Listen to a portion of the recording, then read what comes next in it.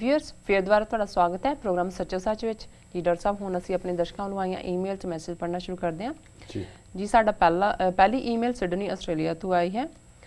ਵੀਰ ਜੀ ਨੇ ਆਪਣਾ ਨਾਮ ਗੁਪਤ ਰੱਖਣ ਲਈ ਕਿਹਾ ਹੈ। ਵੀਰ ਜੀ ਲਿਖਦੇ ਹਨ, ਡਾਕਟਰ ਅਮਰਜੀਤ ਸਿੰਘ ਜੀ, ਵਾਹਿਗੁਰੂ ਜੀ ਕਾ ਖਾਲਸਾ ਵਾਹਿਗੁਰੂ ਜੀ ਕੀ ਫਤਿਹ। ਧਿਆਨ ਰਹੇ ਉਹੀ ਭਾਈ ਸਾਹਿਬ ਨੇ ਜਿਨ੍ਹਾਂ ਨੇ ਕਿਹਾ ਕਿ ਵੀ ਮੈਂ ਜੀ ਤੁਹਾਨੂੰ 7-8 ਈਮੇਲਸ ਲਿਖਾਂਗਾ, ਮਸਲਾ ਤੁਹਾਨੂੰ ਸਮਝ ਆ ਜਾਏਗਾ ਜੀ ਤੇ ਫਿਰ ਅਸੀਂ ਇਹਦਾ ਇਲਾਜ ਲੱਭਾਂਗੇ ਜੀ, ਕਿਉਂਕਿ ਇਹ ਕਾਫੀ ਅਹਿਮ ਨੁਕਤੇ ਉਠਾਉਂਦੇ ਨੇ। ਬੇਸ਼ੱਕ ਇਹ ਈਮੇਲ ਲੰਬੀ ਹੈ ਜੀ, ਲੇਕਿਨ ਮੈਂ ਚਾਹੁੰਦਾ ਹਾਂ ਵੀ ਜਿਹੜੇ ਵੀ ਸੋਚਵਾਨ ਸਾਡੇ ਕਰੰਟ ਮੁੱਦਿਆਂ ਦੇ ਉੱਤੇ ਆਪਣਾ ਐਨਾਲਿਸਿਸ, ਆਪਣੀ ਪੜਚੋਲ ਦੇਣਾ ਚਾਹੁੰਦੇ ਨੇ ਜੀ, ਉਸ ਪਹਿਲ ਦੇ ਵਿੱਚ ਹੀ ਅਸੀਂ ਇਹਨਾਂ ਨੂੰ ਅੱਜ ਵੀ ਜਿਹੜਾ ਮੁੱਖ ਜਿਹੜਾ ਸਾਡਾ ਸੈਕਸ਼ਨ ਹੈ ਉਸ ਦੇ ਵਿੱਚ ਡਿਸਕਸ ਕਰ ਰਹੇ ਜੀ ਜੀ।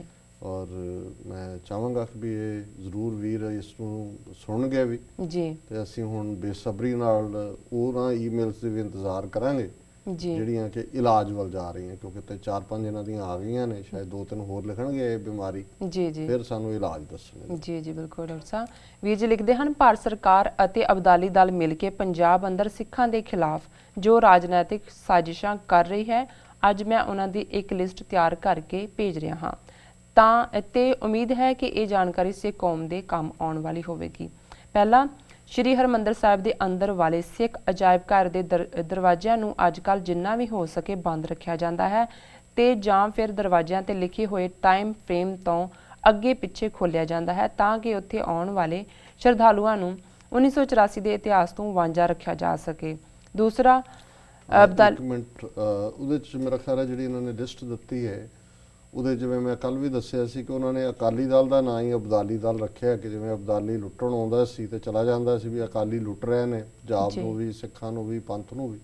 ਔਰ ਇਹਨਾਂ ਨੇ ਇਹ ਨੁਕਤੇ ਦਿੱਤੇ ਨੇ ਕਿ ਕਿਵੇਂ ਜਿਹੜੀ ਸਾਡੀ ਤਾਜ਼ਾ ਹਿਸਟਰੀ ਹੈ ਘੱਲੂਘਾਰੇ ਤੋਂ ਬਾਅਦ, ਸਾਡੀ ਬਹਾਦਰੀ ਦਾ, ਸਾਡੇ ਤੇ ਹੋਏ ਜ਼ੁਲਮਾਂ ਦਾ ਇਤਿਹਾਸ ਹੈ, ਉਸ ਨੂੰ ਇਹ ਅਬਦਾਲੀ ਦਲ ਜਿਹੜਾ ਅਕਾਲੀ ਦਲ ਇਹ ਉਸ ਨੂੰ ਦਫਨਾ ਰਿਹਾ, ਦਬਾ ਰਿਹਾ ਜੀ, ਔਰ ਉਹਨੂੰ ਜ਼ਾਹਰ ਨਹੀਂ ਹੋਣ ਦਿੰਦਾ ਸੀ। ਉਹਦੇ 'ਚ ਉਹਨਾਂ ਨੇ ਪਹਿਲਾ ਜਿਹੜਾ ਨੁਕਤਾ ਇਹ ਦਿੱਤਾ ਹੈ ਕਿ ਵੀ ਅਜਾਇਬ ਘਰ ਜਿਹਨੂੰ ਕਿ ਬੜਾ ਸ਼ਾਨਦਾਰ ਬਣਾਇਆ ਜਾਣਾ ਚਾਹੀਦਾ ਸੀ, ਲੇਟੈਸਟ ਇਲੈਕਟ੍ਰੋਨਿਕ ਔਰ ਦੂਸਰੀਆਂ ਇਕਵਿਪਮੈਂਟ ਜਿਵੇਂ ਅੱਜ ਹੋਲੋਕਾਸਟ ਮਿਊਜ਼ੀਅਮ ਨੇ ਜੀ, ਇਸ ਤਰਜ਼ ਤੇ ਡਿਵੈਲਪ ਕੀਤਾ ਜਾਂਦਾ, ਪਰ ਇਹਨਾਂ ਦੇ ਕਹਿਣ ਮੁਤਾਬਕ ਦਰਵਾਜ਼ਾ ਵੀ ਘੱਟ ਖੋਲ੍ਹਿਆ ਜਾਂਦਾ ਔਰ ਬੇਟਾਈਮਾ ਹੁੰਦਾ ਜੀ। ਔਰ ਰਾਦਰ ਇਸ ਤੋਂ ਵੀ ਅੱਗੇ ਮੈਂ ਕਹਾਂਗਾ ਕਿ ਹੋਲੋਕਾਸਟ ਮਿਊਜ਼ੀਅਮ ਜਿਹੜਾ ਕਈ 100 ਕਰੋੜ ਦੀ ਲਾਗਤ ਨਾਲ ਅਨੰਦਪੁਰ ਸਾਹਿਬ 'ਚ ਬਣਿਆ ਜੀ, ਉਹਦੇ 'ਚ ਇਹ 1947 ਦੇ ਉੱਤੇ ਉਹਨੂੰ ਰੋਕ ਦਿੱਤਾ ਗਿਆ ਔਰ ਉਹਦੇ 'ਚ ਹਾਲਾਂਕਿ ਜਿਹੜੇ ਮਿਸਟਰ ਮੋਸ਼ੇ ਜਿਨ੍ਹਾਂ ਨੇ ਉਹਨੂੰ ਡਿਜ਼ਾਈਨ ਕੀਤਾ ਉਹਨਾਂ ਦੀ ਚਾਹਨਾ ਸੀ ਕਿ 1947 ਤੋਂ 1984 ਤੱਕ ਦਾ ਇਤਿਹਾਸ ਵੀ ਦਿੱਤਾ ਜਾਏ, ਪਰ ਉਹਨਾਂ ਨੇ ਜਾਣ-ਬੁੱਝ ਕੇ ਅਕਾਲੀਆਂ ਨੇ ਬਾਦਲੀ ਕਰਤਾ ਧਰਤਾ ਸੀ। ਉਹਨਾਂ ਨੇ ਕਿਹਾ ਜੀ ਨਹੀਂ, 1947 ਤੱਕ ਇਹਨੂੰ ਰਹਿਣ ਦਿਓ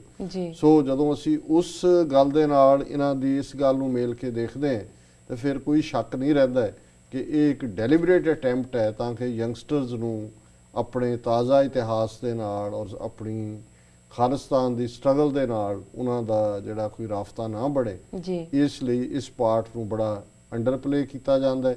ਔਰ ਦੂਸਰੇ ਕੰਮ, ਪਟੇਲ ਦੀ ਮੂਰਤੀ ਦੇ ਲਈ ਮਿੱਟੀ ਇਕੱਠੀ ਹੋ ਰਹੀ ਹੈ, ਬਾਦਲ ਦੇ ਪਿੰਡ 'ਚੋਂ ਲੋਹਾ ਇਕੱਠਾ ਹੋ ਰਿਹਾ, ਉਹਨੂੰ ਝੰਡੀ ਦੇ ਰਿਹਾ ਹੈ, ਕਿਤੇ ਵਿਸ਼ਵਕਰਮਾ ਦੀ ਪੂਜਾ ਹੋ ਰਹੀ ਹੈ, ਕਿਤੇ ਬੁੱਤ ਹੋਰ ਬਣ ਰਹੇ ਨੇ ਅੱਜ। ਔਰ ਹਰਿਮੰਦਰ ਸਾਹਿਬ ਦੇ ਆਲੇ ਦੁਆਲੇ ਕਿੰਨੇ ਨਵੇਂ ਮੰਦਰ, ਕੋਈ ਸ਼ਨੀ ਮੰਦਰ, ਕੋਈ ਮੰਗਲ ਮੰਦਰ, ਕੋਈ ਹੋਰ ਮੰਦਰ ਜਿਹੜੇ ਨੇ ਉਹ ਬਣਾ ਦਿੱਤੇ ਗਏ ਨੇ। ਸੋ ਇਹ ਸਾਰਾ ਇਸੇ ਅਟੈਂਪਟ ਦਾ ਹਿੱਸਾ ਹੈ ਕਿ ਆਪਣੀ ਸਿੱਖ ਨੌਜਵਾਨ ਪੀੜ੍ਹੀ ਨੂੰ ਆਪਣੇ ਇਤਿਹਾਸ ਨਾਲ ਨਾ ਜੁੜਨ ਦਿੱਤਾ ਜੀ। ਉਹਨਾਂ ਦਾ ਦੂਸਰਾ ਨੁਕਤਾ ਹੈ, ਅਬਦਾਲੀ ਸਰਕਾਰ ਹਰ ਸਾਲ ਬੜੀ ਸਕੀਮ ਨਾਲ ਕਿਸਾਨਾਂ ਨੂੰ ਝੋਨਾ ਲਾਉਣ ਲਈ ਬਿਜਲੀ ਦੀ ਸਪਲਾਈ 1 ਜੂਨ ਨੂੰ ਸ਼ੁਰੂ ਕਰਦੀ ਹੈ ਤਾਂ ਜੋ ਸਿੱਖ ਟੁੱਟ ਕੇ ਝੋਨੇ ਦੀ ਬਿਜਾਈ ਵੱਲ ਪੈ ਜਾਣ ਅਤੇ 1984 ਸਿੱਖ ਘੱਲੂਘਾਰੇ ਵੱਲ ਕਿਸੇ ਦਾ ਧਿਆਨ ਨਾ ਜਾਵੇ ਅਤੇ ਚੁੱਪਚਾਪ 1 ਤੋਂ 6 ਜੂਨ ਤੱਕ ਦਾ ਟਾਈਮ ਨਿਕਲ ਜਾਵੇ।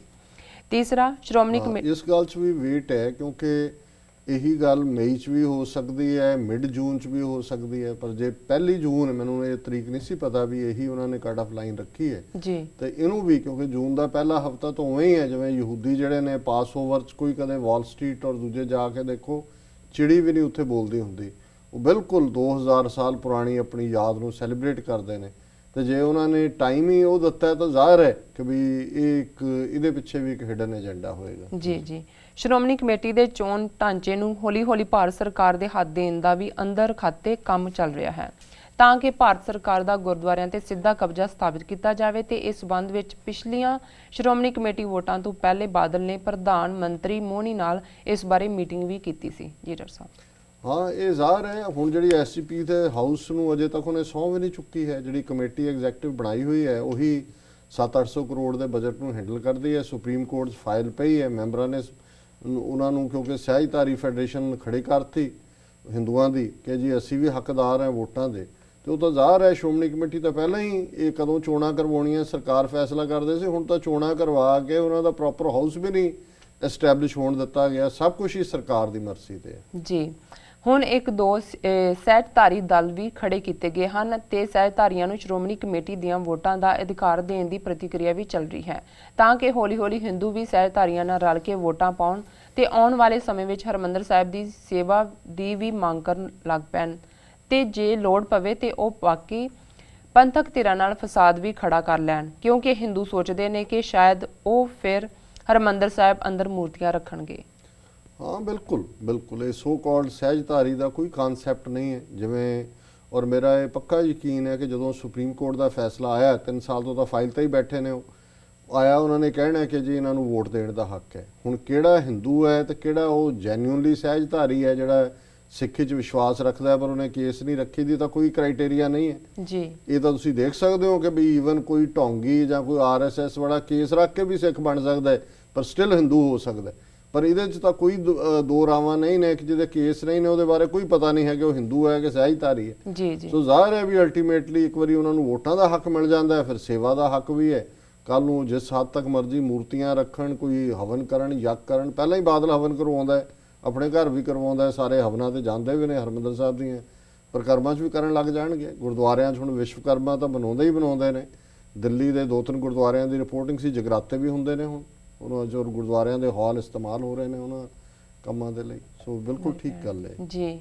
ਪੰਜਵਾਂ, ਪੰਜਾਬ ਵਿੱਚ ਥਾਂ-ਥਾਂ ਤੇ ਪੁਲ ਤੇ ਜੀਟੀ ਰੋਡ ਬਣਾ ਕੇ ਟੋਲ ਪਲਾਜ਼ੇ ਲਾਏ ਗਏ ਹਨ ਤੇ ਲੋਕਾਂ ਨੂੰ ਕਿਹਾ ਗਿਆ ਹੈ ਕਿ ਨਵੀਆਂ ਸੜਕਾਂ ਨਾਲ ਪੰਜਾਬ ਦੀ ਤਰੱਕੀ ਹੋ ਰਹੀ ਹੈ। ਅਸਲ ਵਿੱਚ ਸੜਕਾਂ ਅਤੇ ਟੋਲ ਦਾ ਠੇਕਾ ਪ੍ਰਾਈਵੇਟ ਕੰਪਨੀਆਂ ਨੂੰ 50-50 ਸਾਲ ਲਈ ਦਿੱਤਾ ਗਿਆ ਹੈ ਤਾਂ ਕਿ ਪੰਜਾਬ ਦੇ ਚੱਪੇ-ਚੱਪੇ ਤੇ ਕਾਨੂੰਨੀ ਤਰੀਕੇ ਨਾਲ ਕਬਜ਼ਾ ਕੀਤਾ ਜਾ ਸਕੇ ਤੇ ਲੋਕਾਂ ਦੀਆਂ ਜੇਬਾਂ ਵੱਧ ਤੋਂ ਵੱਧ ਕੱਟੀਆਂ ਜਾਣ ਤੇ ਲੋਕ ਆਪਣੇ ਨੇੜੇ ਤੇੜੇ ਤੇ ਇਲਾਕਿਆਂ ਵਿੱਚ ਆਈਸੋਲੇਟ ਹੋ ਕੇ ਰਹਿ ਜਾਣ। ਜੀ ਡਾਕਟਰ ਸਾਹਿਬ। ਬਿਲਕੁਲ ਠੀਕ ਹੈ। ਜਿਹੜੀਆਂ ਇਹ ਪ੍ਰਾਈਵੇਟ ਕੰਪਨੀਆਂ ਨੇ, ਹੈਵੀ ਟੋਲ ਹੈ ਔਰ ਲੋਕਾਂ ਦੀ ਜਿਹੜੀ ਪਹੁੰਚ ਹੈ ਆਪਣੇ ਇੱਕ ਥਾਂ ਤੋਂ ਦੂਜੇ ਥਾਂ ਜਾਣ ਲਈ ਵੀ ਜੇਬ ਖਾਲੀ ਕਰਕੇ ਪਹੁੰਚਦੇ ਨੇ। ਬਿਲਕੁਲ ਠੀਕ ਹੈ ਇਹਨਾਂ ਦੀ ਜਿਹੜੀ ਆਬਜ਼ਰਵੇਸ਼ਨ ਹੈ ਜੀ। 6 1-2 ਹਫ਼ਤੇ ਪਹਿਲੇ ਸੁਖਬੀਰ ਅਬਦਾਲੀ ਦਾ ਬਿਆਨ ਆਇਆ ਕਿ ਕਿਸਾਨ ਹੁਣ ਸਿਰਫ ਜ਼ਮੀਨ ਦੀ ਫਰਦ ਦੇ ਕੇ ਕਰਜ਼ਾ ਲੈ ਸਕਦੇ ਹਨ ਤੇ ਕਰਜ਼ੇ ਲੈਣ ਦਾ ਕੰਮ ਸੌਖਾ ਕਰ ਦਿੱਤਾ ਗਿਆ ਹੈ, ਭਾਵ ਕਿ ਹੁਣ ਸਿੱਖ ਤੇਜ਼ੀ ਨਾਲ ਕਰਜ਼ਾਈ ਹੋਣਗੇ ਤੇ ਜ਼ਮੀਨਾਂ ਤੋਂ ਹੱਥ ਧੋ ਲੈਣਗੇ।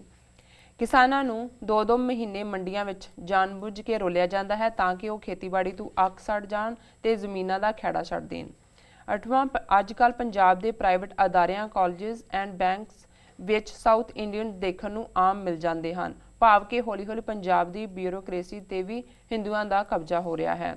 9ਵਾਂ, ਅਬਦਾਲੀ ਸਰਕਾਰ ਹਰ ਸਾਲ ਹਿਮਾਚਲ ਤੋਂ ਕਰੋੜਾਂ ਦੀ ਬਿਜਲੀ ਖਰੀਦ ਕੇ ਕਿਸਾਨਾਂ ਨੂੰ ਝੋਨਾ ਲਾਉਣ ਲਈ ਦਿੰਦੀ ਹੈ ਤੇ ਫਿਰ ਸਿਆਲ ਵਿੱਚ ਬਿਜਲੀ ਹਿਮਾਚਲ ਨੂੰ ਵਾਪਸ ਵੇਚੀ ਜਾਂਦੀ ਹੈ, ਪਰ ਇਹ ਸਿਰਫ ਕਹਿਣ ਨੂੰ ਹੈ, ਅਸਲ ਵਿੱਚ ਨਾ ਬਿਜਲੀ ਲਈ ਜਾਂਦੀ ਹੈ ਤੇ ਨਾ ਵੇਚੀ ਜਾਂਦੀ ਹੈ। ਹਾਂ, ਇਹਦੇ 'ਚ ਬਿਲਕੁਲ ਠੀਕ ਹੈ। ਇਹਨਾਂ ਨੇ ਜ਼ਮੀਨਾਂ ਦੀ ਗੱਲ ਵੀ ਬਿਲਕੁਲ ਠੀਕ ਕੀਤੀ ਹੈ ਵੀ ਆਲਰੇਡੀ ਕਿਸੇ ਨੂੰ ਅਲਿਓਰ ਕਰ ਰਹੇ ਨੇ ਗਵਰਨਮੈਂਟ ਕਿ ਜੀ ਉੱਥੇ ਜਾਰਜੀਆ 'ਚ ਜ਼ਮੀਨ ਹੈ ਉੱਥੇ ਚਲੇ ਜਾਓ, ਅਰਜਨਟੀਨਾ 'ਚ ਮਿਲ ਰਹੀ ਹੈ, ਉਜ਼ਬੇਕਿਸਤਾਨ 'ਚ ਮਿਲ ਰਹੀ ਹੈ।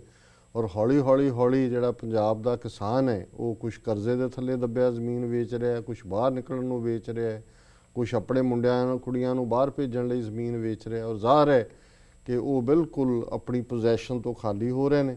ਔਰ ਜਿਸ ਤਰੀਕੇ ਨਾਲ ਪੰਜਾਬ ਦੇ ਵਿੱਚ ਜਿਹੜੀਆਂ ਇਸ ਕੇਂਦਰੀ ਅਦਾਰਿਆਂ ਦੇ ਵਿੱਚ ਔਰ ਈਵਨ ਸਟੇਟ ਦੇ ਵਿੱਚ ਵੀ ਸਾਊਥ ਇੰਡੀਅਨ ਮੁਲਾਜ਼ਮ ਤੇਜ਼ੀ ਦੇ ਨਾਲ ਭਰਤੀ ਕੀਤੇ ਜਾਂਦੇ ਨੇ ਔਰ ਲਿਆਂਦੇ ਜਾਂਦੇ ਨੇ, ਉਹਦੀ ਤੁਹਾਨੂੰ ਪੰਜਾਬ ਦੇ ਸ਼ਹਿਰਾਂ 'ਚ ਲੱਗਦਾ ਨਹੀਂ ਉੱਥੇ ਖਲੋ ਕੇ ਕਿ ਵੀ ਤੁਸੀਂ ਕਿਸੇ ਸਿੱਖ ਸੂਬੇ 'ਚੋਂ, ਇਵੇਂ ਹੀ ਲੱਗਦਾ ਕਿ ਜਿਵੇਂ ਤੁਸੀਂ ਯੂਪੀ ਬਿਹਾਰ ਦੇ ਵਿੱਚ ਹੋ ਜੀ। ਔਰ ਬਿਜਲੀ ਵਾਲੀ ਗੱਲ ਵੀ ਇਹਨਾਂ ਦੀ ਬਿਲਕੁਲ ਠੀਕ ਹੈ ਕਿ ਵੀ ਪੰਜਾਬ ਦੇ ਦਰਿਆਵਾਂ ਦਾ ਪਾਣੀ ਹੈ, ਉਹਨਾਂ ਨੂੰ ਕਹੋ ਜੀ ਹਿਮਾਚਲ 'ਚੋਂ ਆ ਰਿਹਾ, ਉਹਨਾਂ ਤਾਂ ਚਲੋ ਠੀਕ ਸੀ ਜਿੰਨਾ ਕੁ ਉਹਨਾਂ ਦਾ ਹੱਕ ਉਹਨਾਂ ਦੇ ਯੂਜ਼ ਲਈ ਬਣਦਾ ਸੀ। ਹੁਣ ਸੁਪਰੀਮ ਕੋਰਟ ਨੇ ਵੀ ਆਰਡਰ ਕੀਤਾ ਜੀ ਇਹਨਾਂ ਨੂੰ ਪੈਸੇ ਦਿਓ ਜਿਹੜੀ ਬਿਜਲੀ ਤੁਸੀਂ ਇਹਨਾਂ ਤੋਂ ਲੈਂਦੇ ਹੋ ਜੀ। ਸੋ ਇਹ ਬਿਲਕੁਲ ਪੰਜਾਬ ਨੂੰ ਖੰਗਾਲ ਕਰਨ ਦੀ ਲਾਈਨ ਹੈ ਜੀ। 10ਵਾਂ, ਸੁਖਬੀਰ 2010 ਵਿੱਚ ਸ਼ਰਦ ਪਵਾਰ ਨਾਲ ਬ੍ਰਾਜ਼ੀਲ ਗਿਆ ਸੀ ਤੇ ਉੱਥੇ ਦੀ ਸਰਕਾਰ ਨਾਲ ਸਿੱਖਾਂ ਨੂੰ 99 ਸਾਲ ਲਈ ਪਟੇ ਤੇ ਜ਼ਮੀਨ ਦੇਣ ਬਾਰੇ ਵਿਚਾਰ ਵਟਾਂਦਰਾ ਕੀਤਾ ਸੀ ਤਾਂ ਕਿ ਸਿੱਖਾਂ ਨੂੰ ਇੱਕ ਵਾਰੀ ਵੱਡੀ ਗਿਣਤੀ ਵਿੱਚ ਚੱਕ ਕੇ ਦੇਸ਼ ਤੋਂ ਬਾਹਰ ਸੁੱਟਿਆ ਜਾਵੇ।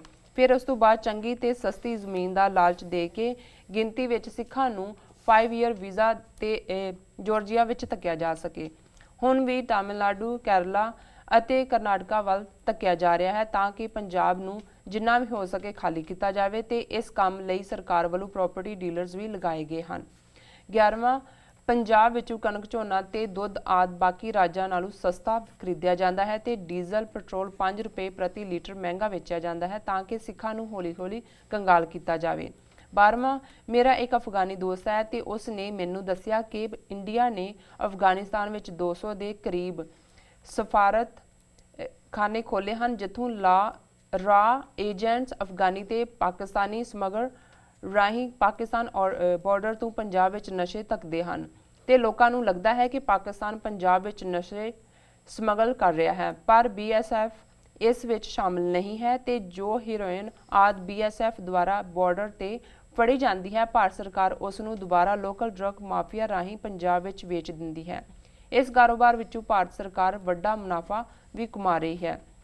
13ਵਾਂ, ਪੰਜਾਬ ਵਿੱਚ ਲਾਅ ਐਂਡ ਆਰਡਰ ਖਰਾਬ ਕਰਨ ਲਈ ਅਤੇ ਦਹਿਸ਼ਤਦਾਰ ਮਾਹੌਲ ਪੈਦਾ ਕਰਨ ਲਈ ਬਾਹਰਲੇ ਰਾਜਾਂ ਤੋਂ ਕ੍ਰਿਮੀਨਲਜ਼ ਨੂੰ ਭੇਜਿਆ ਜਾਂਦਾ ਹੈ ਅਤੇ ਉਹ ਬਿਨਾਂ ਗੱਲੋਂ ਹੀ ਰਾਹ ਗਲੀ ਜਾਂਦੇ ਲੋਕਾਂ ਦੀਆਂ ਲੱਤਾਂ ਬਾਹਾਂ ਵੱਢ ਦਿੰਦੇ ਹਨ ਤੇ ਕਤਲ ਵੀ ਕਰ ਦਿੰਦੇ ਹਨ। ਜਦੋਂ ਵੀ ਉਹ ਵੱਡੀ ਗਿਣਤੀ ਵਿੱਚ ਪੰਜਾਬ ਆਉਂਦੇ ਹਨ ਉਦੋਂ ਨਾਲ ਹੀ ਹਥਿਆਰਾਂ ਦੇ ਲਾਇਸੈਂਸ ਬੰਦ ਕਰ ਦਿੱਤੇ ਜਾਂਦੇ ਹਨ ਤਾਂ ਕਿ ਲੋਕ ਸੈਲਫ ਡਿਫੈਂਸ ਵੀ ਨਾ ਕਰ ਸਕਣ। ਫਿਰ ਲੋਕ ਦੇਸੀ ਪਿਸਤੌਲ ਖਰੀਦਣ ਵੱਲ ਤੁਰ ਪੈਂਦੇ ਹਨ ਜੋ ਕਿ ਪੰਜਾਬ ਵਿੱਚੋਂ ਅੱਜ ਕੱਲ੍ਹ 2000 ਤੋਂ 5000 ਰੁਪਏ ਦਾ ਮਿਲ ਜਾਂਦਾ ਹੈ ਤੇ ਇਸ ਤਰ੍ਹਾਂ ਨਵੀਂ ਪੀੜ੍ਹੀ ਨੂੰ ਦੇਸੀ ਹਥਿਆਰ ਰੱਖਣ ਤੇ ਮਜਬੂਰ ਕੀਤਾ ਜਾ ਰਿਹਾ ਹੈ ਤਾਂ ਕਿ ਪੰਜਾਬ ਵਿੱਚ ਕ੍ਰਾਈਮ ਵਧੇ ਅਤੇ ਸਿੱਖਾਂ ਨੂੰ ਜਰਾਇਮ ਪੇਸ਼ਾ ਸਾਬਤ ਕੀਤਾ ਜਾ ਸਕੇ। ਜੀ ਡਾਕਟਰ ਸਾਹਿਬ।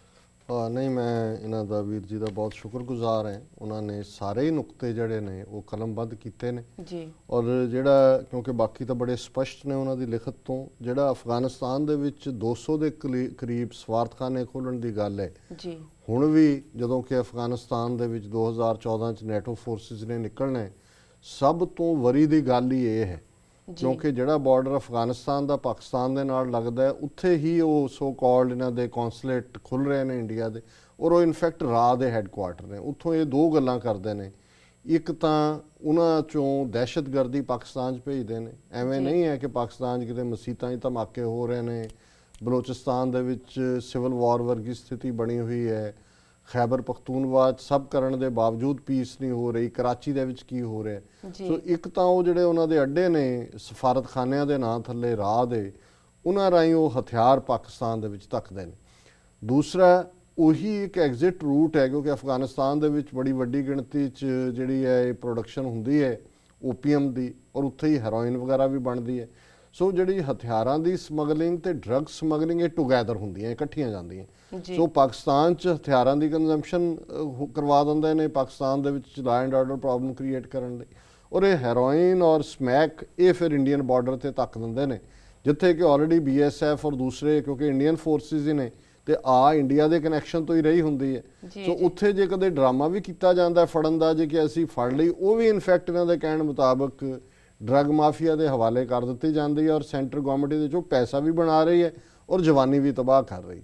ਹੁਣ ਇਹਦਾ ਹੀ ਸਬੂਤ ਹੈ ਜਿਹੜਾ ਜਗਦੀਸ਼ ਭੋਲੇ ਨੇ ਜਦੋਂ ਇਹ ਚਾਰਜ ਲਾਇਆ, ਹਾਲਾਂਕਿ ਉਹ ਤਾਂ ਇੱਕ ਨਵਾਂ ਧੰਦਾ ਉਹਨੇ ਸ਼ੁਰੂ ਕਰ ਲਿਆ ਭੋਲੇ ਨੇ ਮਜੀਠੀਏ ਦੇ ਨਾਲ ਰਲ ਕੇ, ਕਿ ਉਹ ਡਰੱਗਸ ਪੰਜਾਬ ਦੇ ਵਿੱਚ ਵੀ ਜਿਹੜੀਆਂ ਸਿੰਥੈਟਿਕ ਡਰੱਗਸ ਬਣਦੀਆਂ ਉਹ 600 ਤੋਂ 700 ਕਰੋੜ ਰੁਪਏ ਦੀ ਐਨੂਅਲ ਜਿਹੜੀ ਹੈ ਉਹਦੇ 'ਚੋਂ ਇਨਕਮ ਹੈ।